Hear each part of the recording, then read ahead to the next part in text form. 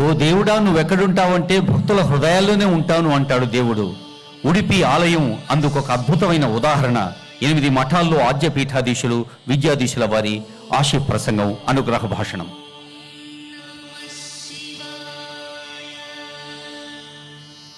కృష్ణాయ వాసుదేవాయ హరయే పరమాత్మనే ప్రణతక్లేశనాశాయ గోవిందాయ నమో నమః.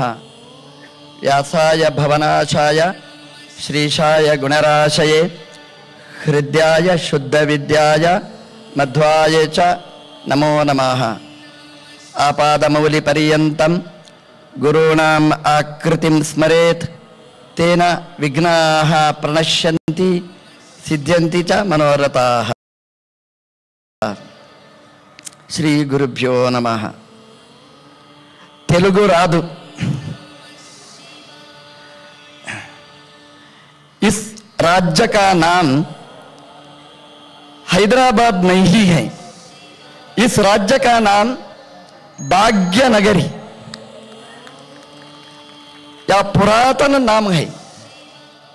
भाग्यनगरी का सौभाग्य क्या ही है, वो दूसरा भाग्य नहीं है. या कोटि दीपोत्सव या जो रहा है वही भाग्यनगरी का भाग्य है, सौभाग्य है. कोटि दीप जलाने के लिए कोटि भक्त लोग यहाँ जमा हुए हैं, वो भाग्यनगरी का बहुत बड़ा सौभाग्य ही है. मैं समझता हूँ, भगवत गीता में कहे हैं, अर्जुन ने कृष्ण का विश्वरूप का दर्शन पाया, परंतु हम कृष्ण का विश्वरूप का दर्शन नहीं पाए. परंतु आज भाग्यनगरी में भक्ति चैनल कृष्ण का विश्वरूप का दर्शन इस जगह में किया ही है. हम कृष्ण का विश्वरूप आपके अंदर देखते हैं, या तो बड़ा बात है. या दीपोत्सव है. दीपाग्रे शंकर प्रोक्तः दीपमूले तु माधवः चतुर्मुखः दीपमूले तु दीपराशे नमोस्तुते. या दीप के अग्रभाग में शंकर ही है, दीप के मध्य में माधव भगवान रमापति भगवान ही है, दीप के अग्रभाग में चतुर्मुख ब्रह्म जी हैं. इसलिए आप जो दीप जलाए हैं वो दीप नहीं है, उसके त्रिमूर्तियों का साक्षात्कार आप पा सकते हैं. न केवल त्रिमूर्ति, उनके साथ सरस्वती, पार्वती और महालक्ष्मी का दर्शन भी हम पा सकते हैं. इसलिए यहाँ कोटि दीप जो जलाए हैं, इसमें नहीं, कोटि दीप नहीं है, कोटि दीप के अंदर त्रिमूर्तियों का, सपत्नी त्रिमूर्तियों का साक्षात्कार हम पा सकेंगे इस दीपोत्सव में. या दीप वस्तु का दर्शन करने के लिए दीप का आवश्यकता ही है. दीप के बिना वस्तुओं का दर्शन नहीं पा सकेंगे. परंतु जो इलेक्ट्रिसिटी है वो दीप है, विद्युत दीप है, उससे प्रपंच का दर्शन पा सकेंगे. इससे दीप से क्या फायदा आप पूछते हैं. परंतु एक सत्य है, या इलेक्ट्रिसिटी से हम विद्युत दीप से या प्रपंच का दर्शन पा सकेंगे. परंतु या दीप परमार्थ का दर्शन के विरोधी हैं. इसलिए परमार्थ का, भगवान का दर्शन पाने के लिए यहाँ इलेक्ट्रिसिटी नहीं है, वो यह दीप कोटि दीप ही है. इससे ही परमार्थ का दर्शन पा सकेंगे, दूसरा माध्यम नहीं है. इसलिए दीप से हम भगवान का, परमार्थ का, भगवान के लिए सब छोड़ना ही चाहिए.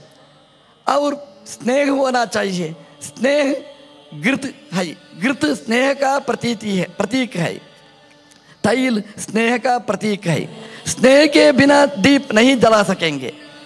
जैसे स्नेह, जैसे तैल और स्नेह एक ही है. और आग होना चाहिए. अग्नि के बिना दीप नहीं जला सकेंगे. दीप ज्ञानाग्नि सर्वकर्माणि भस्मसात कुरुते अर्जुन। गीता में भगवान ने कहा ही है, ज्ञानाग्नि, ज्ञान के आग से हमारे सारे पापों का, सारे दुखों का, दुश्मन का दूर कर सकेंगे। इसलिए दीप जलाने के लिए तैला और वर्ती और आग, तीन पदार्थों का जैसा आवश्यकता है, वैसे भक्ति के लिए ज्ञान, स्नेह और त्याग, तीन पदार्थों से भक्ति कर सकेंगे। इसलिए दीप प्रज्वलन करने के समय हम भगवान का सद्गुणों का चिंतन करना चाहिए। भगवान हमें जो अनुग्रह किया, उपकार किया, उसका स्मरण करना चाहिए।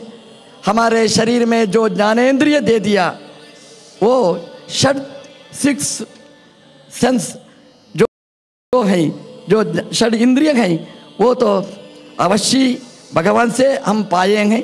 इसलिए भगवान का उपकार याद करना चाहिए, भगवान के ऊपर प्रेम करना चाहिए, भगवान के लिए सब समर्पण करना चाहिए। दोनों का समागम ही, संगम है, वो भक्ति उसका प्रतीक है, या तो दीप जलाना।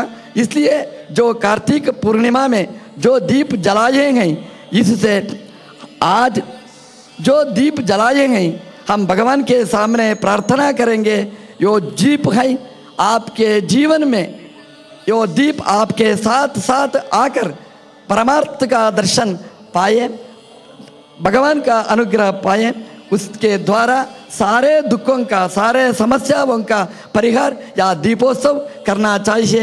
ऐसे भगवान के सामने हम प्रार्थना करेंगे। हम तो यह तो वेदिका देखेंगे, यह तो इंद्रलोक ही है, नहीं मनुष्यलोक नहीं है, यह तो देवलोक है। इसका देवलोक में इंद्र है, इस देवलोक का निर्माण करने वाला वो नरेंद्रनाथ ही है। इसलिए नरेंद्रनाथ के द्वारा जो वेदिका, भक्ति चैनल के द्वारा जो प्रोग्राम हो गया, उससे सारे लोगों का, सारे दुनियाओं का अनुग्रह होना चाहिए। वो मीडिया माध्यम, वो दुष्ट से मीडिया होना नहीं चाहिए, भक्ति से, भगवान से, सज्जनों से माध्यम होना चाहिए। ऐसा आदर्श दिखाया जो भक्ति चैनल है, उसको प्रेम से अभिनंदन करके इसके द्वारा जो अच्छा कार्यक्रम हो रहा है, वो तो अनंत काल तक होना चाहिए। सारे लोगों के लिए लोका समस्ताः सुखिनो भवन्तु प्रार्थना करेंगे। कृष्णार्पणमस्तु।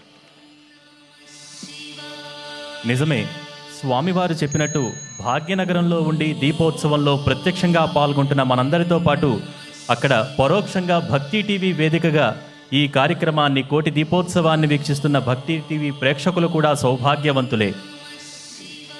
అనుగ్రహ భాషణం చేసిన ఆశీర్వాదాలు అందించిన శ్రీ విద్యాధీశ తీర్థ స్వామి వారికి మరొక్క మారు కోటి పాదాభివందనాలు తెలియజేసుకుంటున్నాం.